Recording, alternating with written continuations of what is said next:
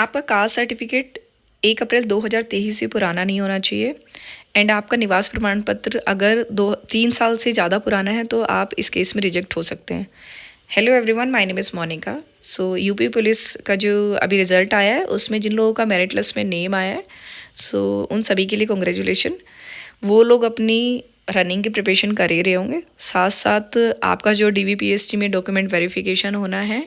उसमें आपको किस किस डॉक्यूमेंट की ज़रूरत पड़ेगी और आपको किसी डॉक्यूमेंट में अगर कोई गलती हो गई है तो आज इस वीडियो में हम उसी बारे में डिस्कस करेंगे। सबसे पहले अगर आपने फॉर्म फिल करते टाइम आपके नेम में या आपके पेरेंट्स के नेम में कोई मिस्टेक हो गई है तो एक आप 100 रुपीज़ का एफिडेविट बनवा कर उसके साथ में जो आपका 10th की मार्कशीट में आपका नेम या आपके पेरेंट का नेम था या जो भी इन्फॉर्मेशन आपने फॉर्म में फिल करी है और वो गलत हो गई है 10th की मार्कशीट के अकॉर्डिंग आप उसे सही करवा के एक 100 रुपीज़ के एफिडेविट के साथ में लगा सकते हैं। इस केस में रिजेक्शन नहीं होता है कि अगर फॉर्म फिल करते टाइम कोई गलती हुई है तो एफिडेविट से वो के साथ में वो उस केस में ये लोग रिजेक्ट नहीं करते हैं। दूसरा कंडीशन होती है कि दूसरा केस है कि अगर आपका जो कास्ट सर्टिफिकेट था specially in case of OBC अगर वो आपने 1 अप्रैल 2023 से लेकर जब तक आपका फॉर्म फिल करने की लास्ट डेट थी तब तक के बीच का होना चाहिए, ये नोटिफिकेशन में लिखा हुआ था। जिन लोगों का जो कास्ट सर्टिफिकेट है वो 1 अप्रैल 2023 से पुराना लगा दिया है उन लोगों ने, अगर वो OBC के हैं या किसी भी कैटेगरी में तो गलत होने के केस में, पुराना होने के केस में वो जनरल कैटेगरी में काउंट होते हैं। उस केस में आपके जो मार्क्स हैं वो जनरल कैटेगरी के जो मार्क्स होंगे उसमें अगर आप अप्लाई करोगे तो आप सेलेक्ट हो पाओगे, अदरवाइज़ आपके नंबर अगर कम होंगे उस कट ऑफ से आपका रिजेक्शन होने के चांसेस हैं। ठीक है, मीन्स आपका रिजेक्शन उस केस में होगा अगर आप जनरल कैटेगरी में भी नहीं हो पाओगे। अदरवाइज़ वैसे 99% चांसेस रिजेक्शन के ही हैं कि अगर आपने 1 अप्रैल 2023 से पुराना अगर लगा दिया है।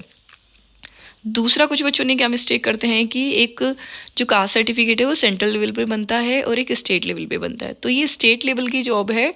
एंड इसमें मेंशन भी था कि आपका जो कास्ट सर्टिफिकेट है वो स्टेट लेवल का होना चाहिए। ठीक है, तो अगर आपने सेंट्रल लेवल का लगा दिया है तो उस केस में भी आपके रिजेक्शन हो सकता है कि सेंट्रल गवर्नमेंट में की जॉब में सेंट्रल गवर्नमेंट लेवल का होना चाहिए, स्टेट लेवल की जो जॉब होती है उसमें स्टेट लेवल का सर्टिफिकेट आपका होना चाहिए। ठीक है, दोनों केसेस हैं। अगर आपका पुराना बना हुआ था तो आप एक नया बनवा के रख सकते हैं, अगर वो मांगते हैं तो आप उसे तब दिखा पाएंगे, वरना अगर उससे पुराना था 1 अप्रैल से तो आपका रिजेक्शन हो सकता है। अगर आप जनरल कैटेगरी की कट ऑफ से निकल जाते हैं तो ठीक है, अदरवाइज आपको अपनी कैटेगरी का बेनिफिट नहीं मिलेगा। ठीक है, दूसरा जब आप कोई भी नया सर्टिफिकेट बनवा रहे हैं बट आपने जब फॉर्म फिल करते टाइम अगर पुराना सर्टिफिकेट लगाया है तो आपको DVPST में अपना पुराना सर्टिफिकेट लेकर जाना है। नया बनवाने के बाद पुराने वाले को ऐसा नहीं है कि आप उसे फेंक देंगे, क्योंकि आपने फॉर्म फिल करते टाइम पे जो भी लगाया आपको DVPST में वो डॉक्यूमेंट ले जाना ज़रूरी है। अगर वो आपको अलाउ कर दें कि आप दूसरा पुराना नया वाला आप सबमिट कर दो तो आप कर सकते हैं, बट आपको नया बनवाते टाइम पुराने वाले को ऐसा नहीं है कि उसे आप फेंक दें। दूसरा हम बात करेंगे आपका जो निवास प्रमाण पत्र है उसके बारे में। निवास प्रमाण पत्र नोटिफिकेशन में मेंशन था कि वो 3 साल से ज़्यादा पुराना नहीं होना चाहिए, बट जब 2018 की वैकेंसीज आई थी तो उसमें जब डॉक्यूमेंट वेरिफिकेशन के टाइम पे 48 आवर्स का टाइम दिया हुआ था कि अगर आपका 3 साल से पुराना है निवास प्रमाण पत्र तो आपको 48 घंटे के अंदर अपना जो नया जो ये है निवास प्रमाण पत्र आप वो सबमिट कर सकते हैं। बट 24 घंटे के अंदर आप चाहोगे तो नहीं बन पाएगा, तो आप क्या करिए, अगर आपने पुराना लगा दिया है 3 साल से पुराना था आपका उसे अपने पास रखिएगा एंड आप एक न्यू भी बनवा के रखिएगा। DVPST के टाइम पे आपने जो भी लगाया पुराना आपको लेके वही जाना है, बट वहाँ जाकर अगर आपको परमिशन मिल जाती है कि आप लगा दीजिए तो आप उसे अभी से बनवा के रख लीजिए, बिकॉज उसे बनवाने में टाइम लगता है, वो 48 आवर्स में नहीं बन के मिलता है। आप उसे अभी बनवा के रखेंगे और अब अगर आपको वहाँ पर जाके टाइम मिल जाएगा तो आप उसे उस ड्यूरेशन में सबमिट कर पाएंगे, तो आपका फिर ये वाली प्रॉब्लम नहीं होगी। ठीक है, इसके अलावा आपको इनके अलावा भी कोई भी टॉपिक पे आपको कोई डाउट है, कोई भी आपकी क्वेरी है तो आप हमें कमेंट बॉक्स में पूछ सकते हैं। तो आपके तीनों मैटर क्लियर हो गए। कोई भी नाम की या किसी भी फॉर्म फिल करते टाइम की मिस्टेक को आप एक एफिडेविट लगा के साथ में वो हो जाएगा मैटर सोल्व, उस केस में रिजेक्शन नहीं होगा। कास्ट सर्टिफिकेट आपका स्टेट लेवल का ही होना चाहिए, सेंट्रल लेवल के केस में आपका रिजेक्शन हो सकता है, बट आप स्टेट लेवल का अगर है और गलती से आपसे सेंट्रल लेवल का लग गया तो आप स्टेट लेवल के को प्रेजेंट कर सकते हैं अगर वो आपको परमिशन दे देते हैं। ठीक है, बाय मिस्टेक अगर वो 1 अप्रैल 2023 से पुराना बना हुआ था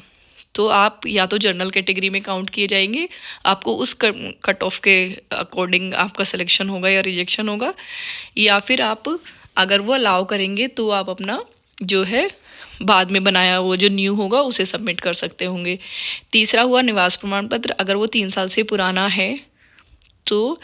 अगर वो आपको परमिशन देते हैं तो आप इसे बनवा के रख लीजिए और वो आप प्रेजेंट कर दीजिएगा। अगर वो आपने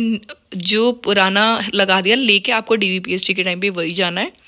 बट अगर आप नया भी बनवा लेते हैं तो पुराने वाले को भी संभाल के रखिएगा। ठीक है, इसके अलावा आपको अगर कुछ भी पूछना है लाइक आगे की जो वैकेंसीज आ रही है UPSI की, सो उसका जो सिलेबस है या उसमें जो भी हम प्रिपरेशन करेंगे उसकी सारी वीडियोस आपको हमें मिल जाएगी। उससे रिलेटेड भी कोई डाउट है तो आप हमें पूछ सकते हैं। उसकी जो बुक्स हैं उसके लिए भी अगर आप पूछना चाहते हैं तो अभी का एक बार मुझे आप कमेंट बॉक्स में मैसेज कर दीजिएगा। सो आप अपनी प्रिपरेशन जो आपकी रनिंग की है उसे करते रहिए, एंड इसके अलावा कोई भी डाउट हो तो आप हमें कमेंट बॉक्स में पूछ सकते हैं। साथ में जो आने वाली करंट अफेयर की GK की और जो UPSI की एंड अदर एग्जामिनेशंस की जो हम प्रिपरेशन कराते हैं उसकी वीडियोस देखने के लिए आप हमारे चैनल को सब्सक्राइब कर सकते हैं। एंड कोई भी डाउट या क्वेरी है तो आप हमें कमेंट बॉक्स में मैसेज कर सकते हैं। Thank you so much.